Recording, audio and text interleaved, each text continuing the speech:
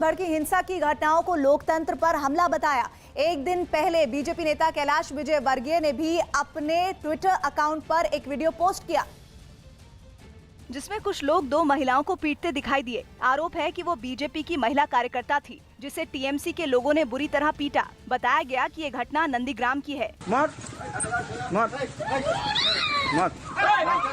वहीं आसनसोल में भी बीजेपी के दफ्तर में हुई तोड़फोड़ की तस्वीर सामने आई। दीवार के साथ ही वहां रखी कुर्सियां भी टूटी नजर आईं। इस घटना के लिए बीजेपी ने टीएमसी को जिम्मेदार ठहराया। बाद में पार्टी कार्यकर्ताओं ने इस मुद्दे पर जुलूस निकाला और थाने पहुंचकर पुलिस से इसकी शिकायत की। तो वहीं बीजेपी अध्यक्ष जेपी नड्डा ने बंगाल पहुंचकर हिंसा से पीड़ित बीजेपी कार्यकर्ताओं और उनके परिवार वालों से मुलाकात की। साथ ही उन्होंने पीड़ित परिवारों से मुलाकात के बाद ममता बनर्जी पर जमकर निशाना साधा और अपने कार्यकर्ताओं पर हुए हमले के लिए टीएमसी को जिम्मेदार ठहराया। जेपी नड्डा दक्षिण 24 परगना में बीजेपी कार्यकर्ता हरण अधिकारी के घर भी गए, जिनकी एक दिन पहले पीट कर हत्या कर दी गई थी। बीजेपी अध्यक्ष को घटना के बारे में बताते हुए पीड़ित परिवार की महिलाएं फूट कर रो पड़ी।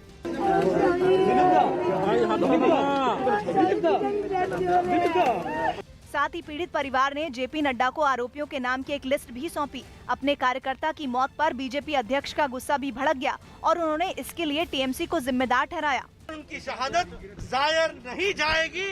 प्रजातांत्रिक तरीके से लड़ करके ऐसी विचारधारा को उखाड़ फेंकेंगे, ये मैं बताना चाहता हूँ। इससे पहले जेपी नड्डा दक्षिण 24 परगना के गोपाल नगर में एक बीजेपी कार्यकर्ता के घर पहुंचे, जहां कुछ लोगों ने तोड़फोड़ की थी।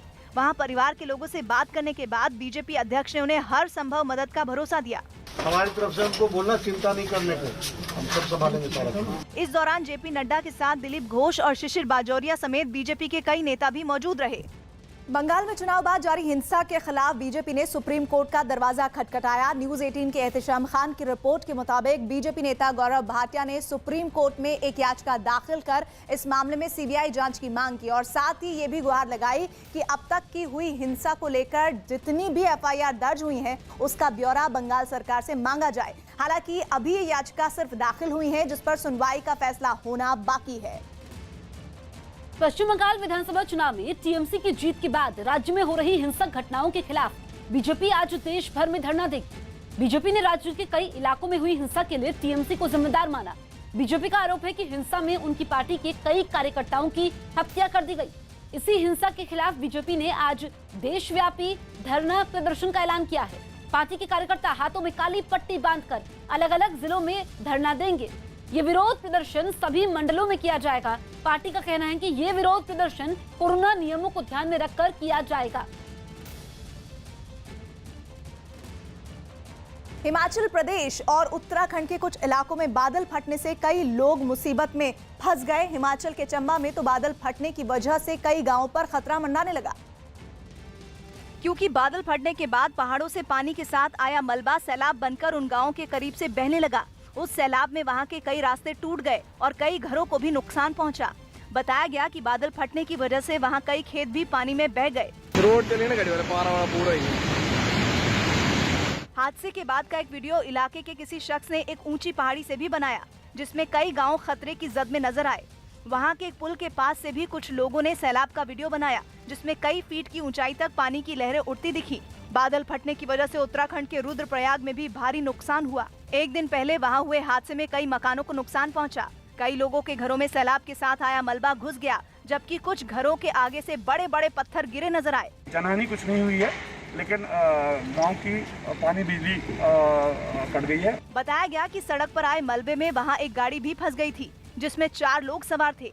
बाद में प्रशासन की मुस्तैदी से चारों लोगों को सुरक्षित निकाल लिया गया। एक दिन पहले ही उत्तराखंड के उत्तरकाशी में भी बादल फटने से कुमराणा गांव में काफी नुकसान हुआ था।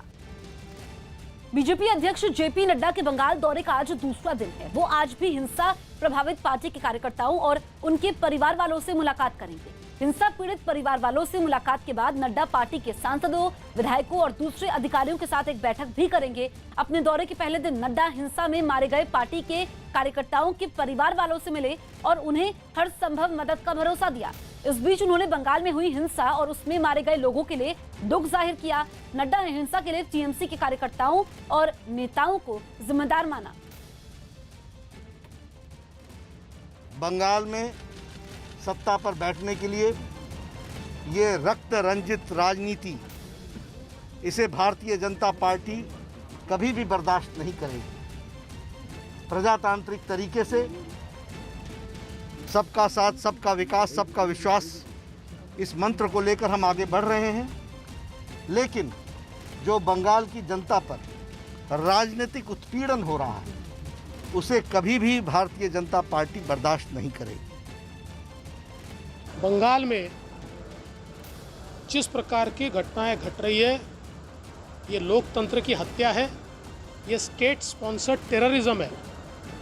जिस प्रकार से चुनाव के बाद बीजेपी के कार्यकर्ताओं को, चाहे पुरुष कार्यकर्ता हो, महिला कार्यकर्ता हो, टारगेट किया जा रहा है, अत्याचार हो रहे हैं, जिस प्रकार की आगजनी की घटनाएं हो रही है, ये मैं ऐसा मानता हूं कि लॉलेसनेस इसका ये पूरे तरीके से द्योतक है। भारतीय जनता पार्टी का एक एक देश का कार्यकर्ता ये बंगाल के साथ खड़ा है और अपने आप को प्रोग्रेसिव कहने वाले सारे के सारे लोग आज चुप है। इस हिंसा के ऊपर कोई बोलने को तैयार नहीं है। ये दोहरी और दोगली राजनीति है। कोरोना से बेहाल